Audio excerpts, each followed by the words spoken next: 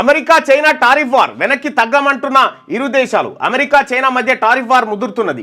America బెదిరింపులకు తలొగ్గేది లేదని, టారిఫ్లపై చివరి వరకు పోరాడతామని చైనా ప్రకటించింది. ట్రంప్ బ్లాక్మెయిల్ చేస్తున్నారని మండిపడింది. మరోవైపు చైనాపై అదనంగా విధించిన టారిఫ్లను రద్దు చేయాలని ఎలాన్ మస్క్ కోరినప్పటికీ ట్రంప్ మాత్రం వెనక్కి తగ్గడం లేదు. చైనాపై వసూలు చేస్తున్న 20% టారిఫ్లకు అదనంగా మరో 34% విధిస్తున్నట్టు ట్రంప్ ఇటీవల ప్రకటించారు. దీనికి ప్రతీకారంగా చైనా కూడా అమెరికాపై 34% ప్రతీకార సుంకాలు విధించింది.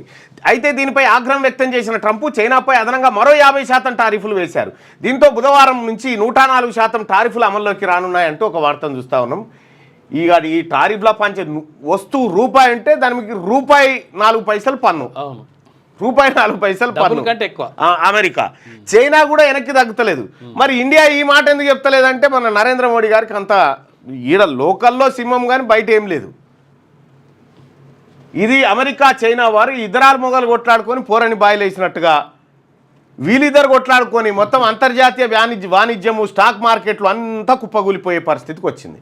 లేటెస్ట్ న్యూస్ తెలుగు మరియు ఇంగ్లీష్ అప్డేట్స్ కోసం ఇప్పుడే క్యూన్యూస్ అఫీషియల్ యాప్ ని ప్లే స్టోర్ నుండి డౌన్లోడ్ చేసుకోండి. సరికొత్త సమాచారాల కోసం క్యూన్యూస్ వెబ్సైట్ ని ఫాలో అవ్వండి. ఛానల్లో ప్రాంతీయ, జాతీయ, అంతర్జాతీయ వార్తలు వీక్షించండి. లైక్ చేయండి.